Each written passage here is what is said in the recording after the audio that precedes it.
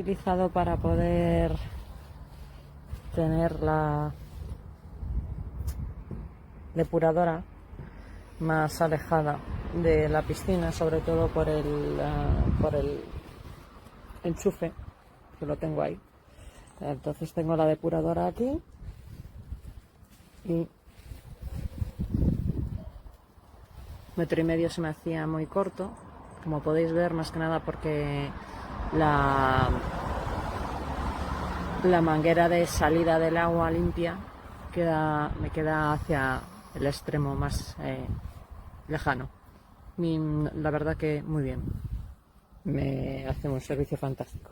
De otra manera yo hubiese tenido que poner la depuradora más centrada en el lateral de la piscina.